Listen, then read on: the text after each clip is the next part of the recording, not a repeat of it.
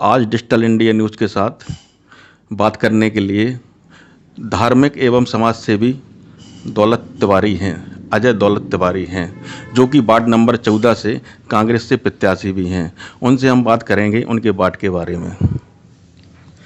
दौलत जी, सबसे पहले तो हमारी न्यूज़ चैनल में आपका बहुत बहुत स्वागत है। आपका भी बहुत बहुत धन्यवाद।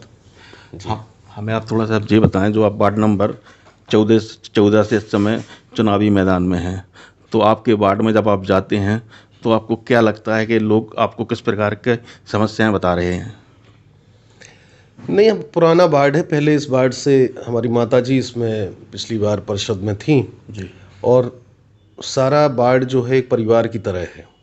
तो जो भी समस्याएं होती हैं, अभी तो लगभग जितने निराकरण हो सकते थे, कुछ वार्ड में कोई सीसी ऐसी बची नहीं है जो ना हो गई हो। नालियां ऑलमोस्ट सारी बन चुकी हैं और शासकीय योजनाओं के जो लाभ लोगों को मिल सकते थे वो भी ऑलमोस्ट सबके पास उनके पात्रता के हिसाब से वो भी मिले हैं। आवास जहाँ जहाँ हो सकते थे वो उनके आवास भी सैंक्शन हो चुके हैं। तो ऑलमोस्ट साफ़ सफाई की व्यवस्थाएं हैं और दुरुस्त की जाएंगी। बाकी लाइट वगैरह है तो वो भी कहीं ऐसा नहीं है कि बाज़ार में कहीं लाइट बंद हो या कोई दिक्कत हो।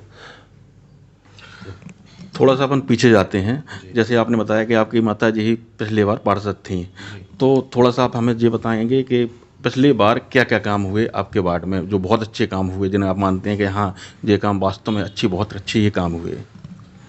अब एक तो बाजार का वार्ड है, तो बाजार के वार्ड में जो कई सकरी कुलियाँ थीं, तो उनमें बहुत छोटी छोटी नालियाँ होती थीं और उनमें हमेशा वो नालियाँ फुल रहती थीं गंदगी से।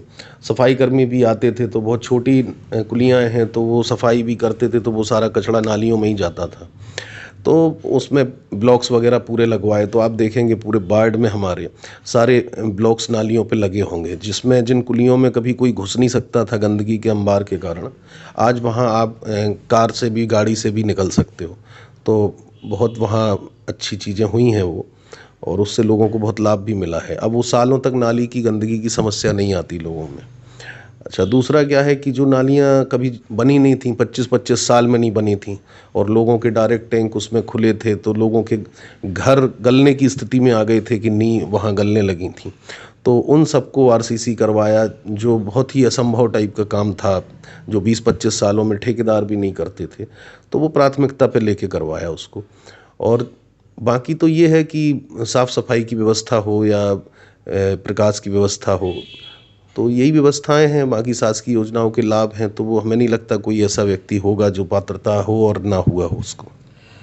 वार्ड नंबर 14 नौगांव का बहुत पुराना वार्ड है, तो आवास की एक योजना होती है सरकार की तरफ से कि हर व्यक्ति जो उसके आवास लेना चाहे उसको आवास मिलना ही चाहिए।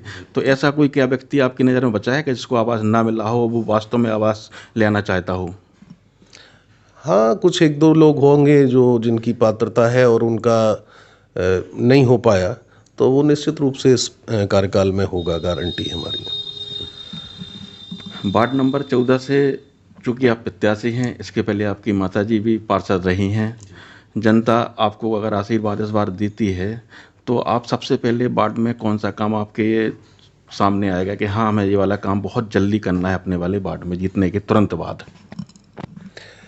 देखिए, एक तो बड़ी समस्या है, हमारे यहाँ बीच बाजार में कोई सुलभ कॉम्प्लेक्स नहीं है और उसके लिए हम विगत प्रयासरत भी रहे हैं। बस मात्र कमी थी एक जगह की। अगर वो जगह हमें चिन्हित हो जाती तो निश्चित रूप से शहर में सबसे शानदार सुलभ कॉम्प्लेक्स हम केवल इसी 14 नंबर वार्ड में देखने को मिलता आपको। लेकिन ये एक बड़ी समस्या है, क्योंकि गाँव देहातों के बहुत लोग बीच शहर में आते हैं और उनको इस परेशानी का सामना करना पड़ता है। तो एक तो वो दिमाग में है कि उसका कुछ निराकरण होना चाहिए, और दूसरा बाज़ार के अंदर जो नौगांव की शान को एक धब्बा लगाते हैं, जो सूअर खुलेआम घूमते हैं, उनके लिए भी कुछ ना कुछ, चूँकि हमने हालांकि कुछ परिवारों से बात भी करी है, तो वो 7-8 परिवार ऐसे हैं कि जो सूअर पालन का काम करते हैं, तो उनके लिए भी कुछ ऐसी व्यवस्था बनाई जाएगी कि भाई उनकी बैरिकेटिंग हो या वो एक निश्चित स्थान पर रहें, तो जिससे कि ये जो आए दिन एक्सीडेंट होते हैं या जो गंदगी जहाँ कचड़ा फला है तो डला होता है, तो वो सूअर उसको फैलाने का काम करते हैं, तो इन चीज़ों को रोकना प्राथमिकता रहेगी। आपने सुअर की बात की है, तो सुअर वगैरह तो हमने देखा है कि पूरे नौगांव में इस समय घूम रहे हैं, ना कि केवल आपके वार्ड में। अच्छा, आप कांग्रेस से अध्यक्ष के पद के भी आप दावेदार हैं, और कांग्रेस में और भी लोग हैं अध्यक्ष के पद के दावेदार। आप चुनाव जीत के अगर नगर पालिका में जाते हैं तो क्या रणनीति रहेगी आपको अध्यक्ष पद को लेकर? देखिए, ये तो बात की बात है। अभी पहली प्राथमिकता तो वार्ड का चुनाव लड़ना है, उसको जीतना है। इसके बाद कितने कैंडिडेट आते हैं पार्टी के, फिर पार्टी किसको चुनती है, वो एक अलग विषय है। लेकिन फिर भी अगर ईश्वर ने चाहा और ये सब चीज़ें ठीक रहीं और मौका मिला, तो बहुत सारे मन में योजनाएं हैं जो ये कह लें आपकी, बहुत कुछ ऐसे अच्छे विजन हैं जो 15-20 वर्षों में नहीं हुआ, ऐसा कुछ करके दिखाने का एक प्रोफार्मा हमारे दिमाग में है, और उसका सारी चीज़ें आने वाले समय में बताई जाएंगी पब्लिक प्लेटफॉर्म पे।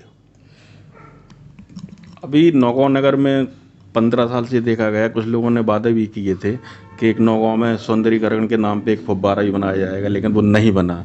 और नौगांव में एक सप्ताह में एक बार एक बाजार लगाया जाएगा, जो आप देखेंगे कि हर शहर में लगाया जाता है, हर जिले में लगाया जाता है, लेकिन अपने नौगांव में कभी नहीं लगाया गया। उससे लोगों, अगर बाजार नौगांव में लगेगा हफ्ता भर में एक बार, जैसे हाट बाजार बोलते हैं, तो लोगों को काफ़ी सहूलियत मिलती है उससे। तो क्या ऐसा कभी आपका प्रयास रहेगा कि आगे जाके? नहीं, इस बारे में जैसे जहाँ तक हाट बाज़ार की बात है, तो हाट बाज़ार तो बाज़ार में ऑलरेडी लगता ही है। मतलब बीच बाज़ार है ही हमारे यहाँ, सब्जी मंडी अपने यहाँ व्यवस्थित लगती है। तो उसमें अलग से कोई प्रावधान, अगर लोगों का सुझाव ऐसा आएगा तो निश्चित रूप से उस बारे में विचार करेंगे। जो साप्ताहिक बाजार लगता है उसमें क्या होता है कि जो ज़रूरतमंद की चीज़ें होती हैं वो काफ़ी सस्ती मिलती हैं, इसलिए वो हम आपसे प्रश्न कर रहे हैं। नहीं, ये हाट बाज़ार तो ठीक है, इस बारे में लोगों से सुझाव मांगेंगे, अगर उनको लगता है कि ये आवश्यक है तो उस पर भी विचार करेंगे। और जो नौगांव में सौंदर्यीकरण को लेकर एक फुव्वारा भी होना चाहिए बीच शहर में। काफ़ी अपने यहाँ बहुत अच्छे चौराहे हैं, लेकिन ऐसा कोई भी सुंदर चौराहा नहीं बना अभी कि जो लोग रात रात में वहाँ पर घूमने के लिए जाएँ या फुव्वारा का मजा लें। उस पर आपकी क्या सोच है? देखिए, ऐसा है कि बहुत लोग कहने में भरोसा रखते हैं और बड़ी बड़ी बातें करते हैं। मैं आपसे कहना चाहता हूँ कि अब अगर ईश्वर ने मौका दिया, जनता जनार्दन का सबका सहयोग और साथ मिला, तो हम करके दिखाने में विश्वास रखते हैं। आप आने वाले समय में देखेंगे कि इतिहास रचेंगे। आप हमारे साथ थे अजय दौलत तिवारी, जिन्होंने अपनी बात स्पष्ट रखी कि अगर जनता हमें आशीर्वाद देती है तो हम किसी भी काम में जनता के सहयोग के लिए पीछे नहीं हटेंगे, और जो भी हमसे बनेगा और हमारी पार्टी से बनेगा वो हम पूरा काम तन मन धन से करेंगे। धन्यवाद।